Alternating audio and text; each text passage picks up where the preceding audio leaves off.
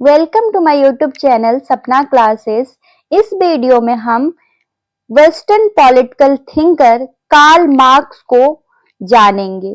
Karl Marx का जन्म 1818 में जर्मनी में हुआ था और उनकी मृत्यु 1883 में लंदन में हुआ था। कार्ल मार्क्स उन गिने चुने लोगों में से एक हैं जिन्होंने दुनिया को देखने का हमारा नजरिया बदल दिया। मार्क्स के अनुसार कोई भी सिद्धांत न केवल दुनिया को समझने में सहायक होना चाहिए, बल्कि दुनिया को बदलने की दिशा में एक कदम भी होना चाहिए। उनकी रचनाएं communist manifesto, materialist conception of history और दास कैपिटल विभिन्न आर्थिक विचारों का सार है, जिनका एकमात्र लक्ष्य श्रमिक वर्ग की आत्म मुक्ति था। यह जानना महत्वपूर्ण है कि मार्क्सवाद हेगल, कॉमडे डी सेंट, साइमन, जेसी एलडी सिस्मोंडी, डेविड रिकार्डो, चार्ल्स फेरियर और लुई ब्लैंक जैसे पूर्व के विचारकों से कई तत्व ग्रहण करता है। 18वीं शताब्दी के उत्तरार्ध और 19वीं शताब्दी में यूरोप में समाजवाद का विकास हुआ। इस काल को दोहरी क्रांति का युग भी कहा जाता है, जिसमें राजनीतिक रूप से फ्रांस में 1789 की क्रांति हुई, जिसने निरंकुश राजशाही को उखाड़ फेंका और गणतंत्र की घोषणा की गई, जिसमें स्वतंत्रता, समानता और बंधुत्व को प्रत्येक फ्रांसीसी नागरिक का अधिकार घोषित किया गया। इस काल की दूसरी महत्वपूर्ण क्रांति, जिसका यूरोप पर दीर्घकालिक प्रभाव पड़ा, औद्योगिक क्रांति थी। इन दोनों घटनाओं का मार्क्स के कार्यों पर गहरा प्रभाव पड़ा। अब हम जानते हैं कार्ल मार्क्स की प्रमुख रचना the Communist Manifesto. Communist Manifesto 1848 में कार्ल मार्क्स और फ्रेडरिक एंगल्स का मिलकर लिखा गया काम है। यह 1850 से पहले यूरोप में हुई सामाजिक, आर्थिक और राजनीतिक उथल-पुथल का नतीजा था। यह लेख क्रांति के जरिए सामाजिक बदलाव को समझाता है। कम्युनिस्ट मैनिफेस्टो आगे यह तर्क देता है कि उस क्लास स्ट्रगल का नेचर प्रोडक्शन के नेचर के हिसाब से बदलता रहता है। इसीलिए फ्यूडल समाजों में जहां प्रोडक्शन का मुख्य तरीका खेती था, क्लास स्ट्रगल जमीन के मालिकों और उस पर काम करने वालों के बीच होता था। एक मॉडर्न इंडस्ट्री में स्ट्रगल बुर्जुआ, फैक्ट्री मालिक और प्रोलेटेरिएट, फैक्ट्री में काम करने वाले के बीच होता है। असल में पूरा समाज दो बड़े दुश्मनी वाले कैंपों में, दो बड़े क्लास में बंटता जा रहा है, जो सीधे एक दूसरे के सामने हैं, बुर्जुआ और प्रोलेटेरिएट। इसी आधार पर मार्क्स और एंगल्स कहते हैं कि अब तक के सभी मौजूदा समाज का इतिहास क्लास स्ट्रगल का इतिहास है। अंत में कम्युनिस्ट घोषणा पत्र दो विचारों को एक साथ रखता है: सर्वहारा वर्ग को शासक वर्ग के बराबर लाना और लोकतंत्र की लड़ाई जीतना। इस रचना में मार्क्स इस बात पर भी जोर देते हैं कि कम्युनिस्टों का लक्ष्य निजी संपत्ति को सभी संपत्तियों के सार्वजनिक नियंत्रण से बदलना होना चाहिए। मार्क्स और एंगल्स ने भले ही दुनिया को ना बदला हो, लेकिन उन्होंने निश्चित रूप से दुनिया को समझने का हमारा तरीका बदल दिया। कम्युनिस्ट घोषणा पत्र का ऐतिहासिक महत्व यह है कि चीन की कम्युनिस्ट पार्टी से लेकर ट्रॉट्स्कीवादी विचारधारा तक लगभग सभी समाजवादी दल इसके पन्नों में व्यक्त विचारों के ऋणी हैं। अब हम जानते हैं मार्क्स की एक और प्रसिद्ध रचना Das Kapital. Das Kapital Marx की उत्कृष्ट कीर्ति दास कैपिटल, जिसे आधिकारिक तौर पर मजदूर वर्ग की बाइबिल कहा जाता है, 1867 में बर्लिन में प्रकाशित हुई थी। मार्क्स के जीवन काल में केवल पहला खंड ही पूर्ण होकर प्रकाशित हुआ था। मार्क्स के द्वारा अपूर्ण रखे गए दूसरे और तीसरे खंड का संपादन एंगल्स ने किया और वे क्रमशः 1885 और 1894 में प्रकाशित हुआ। पहला खंड पूंजी के उत्पादन की प्रक्रिया से संबंधित है। दूसरा खंड पूंजी के संचलन की प्रक्रिया से संबंधित है। तीसरा खंड पूंजीवादी उत्पादन की संपूर्ण प्रक्रिया से संबंधित है। Dialectical materialism. डायलेक्टिकल मटेरियलिज्म असलियत को देखने का एक फिलोसफिकल नजरिया है जो कार्ल मार्क्स और फ्रेडरिक एंगल्स की शिक्षाओं से लिया गया है।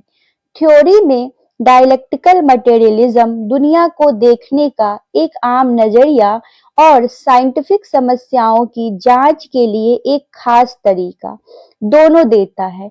मार्क्स और एंगल्स समाज के हर बुनियादी हिस्से को चीजों के तौर पर देखते हैं और समाज में बदलाव सिर्फ उल्टियों के संघर्ष से होता है।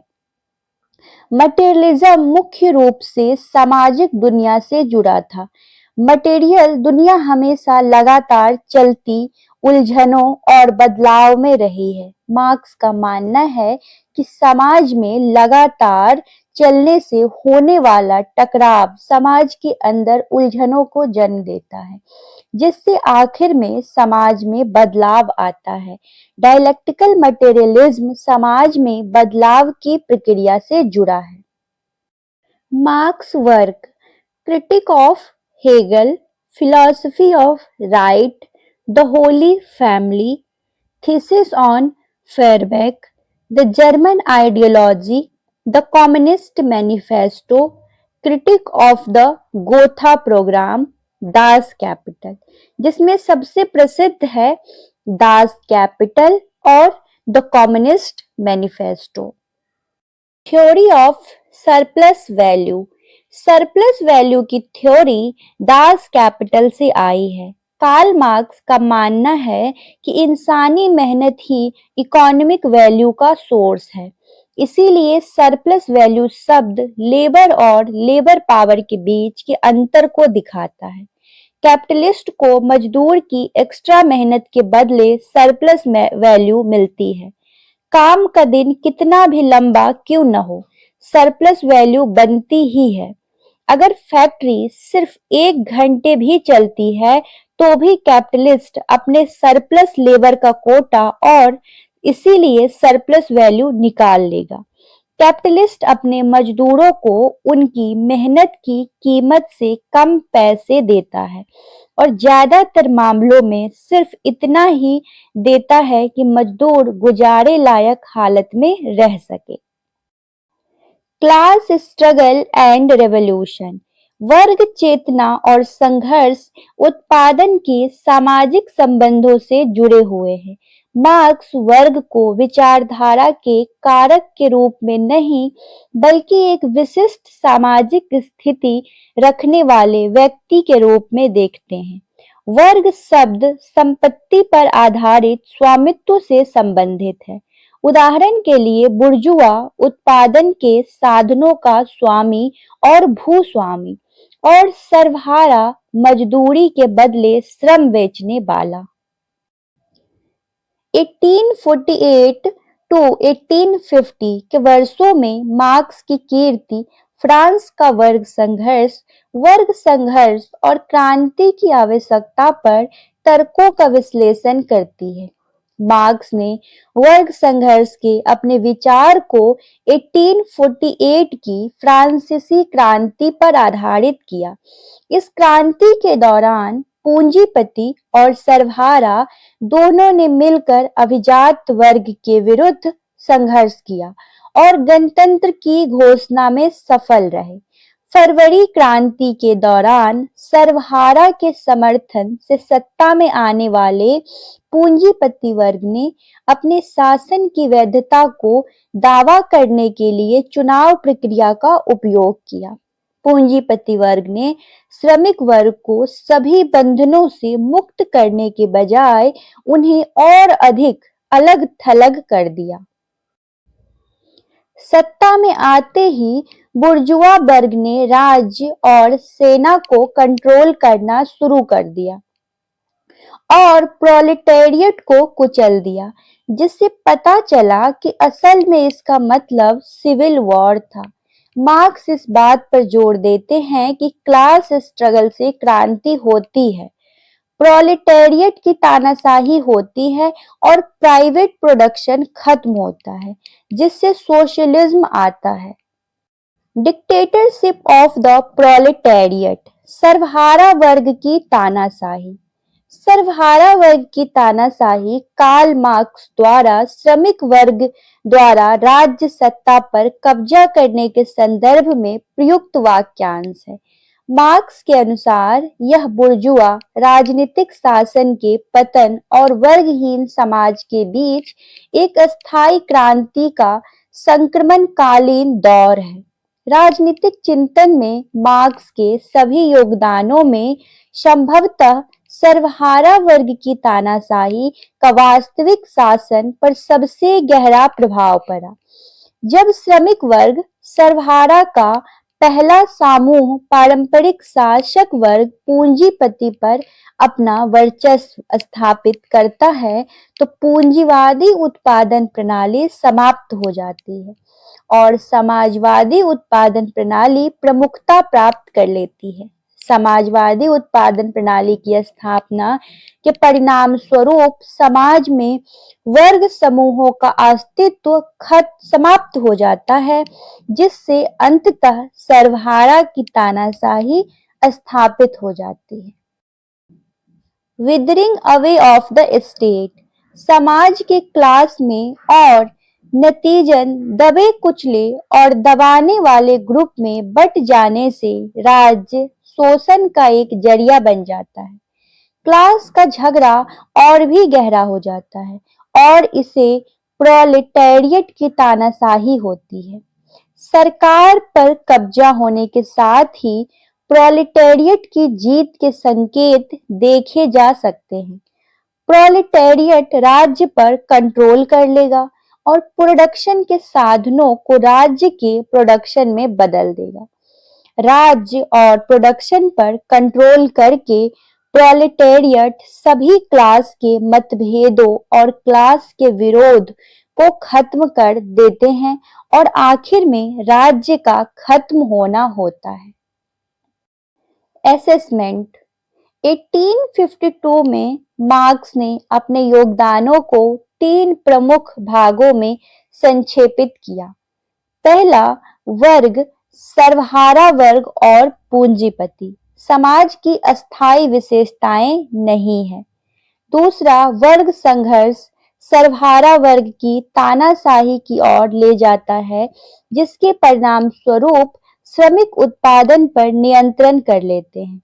तीसरा सर्वहारा वर्ग की तानाशाही से वर्गहीन समाज का जन्म होगा और समाज से भेद समाप्त होने के साथ ही राज्य भी अंततः समाप्त हो जाएगा। मानवता पर मार्क्सवाद का प्रभाव केवल धर्म के प्रभाव से ही तुलना किया जा सकता है। विश्व की लगभग आधी आबादी मार्क्सवादी विचारधारा से प्रभावित थी।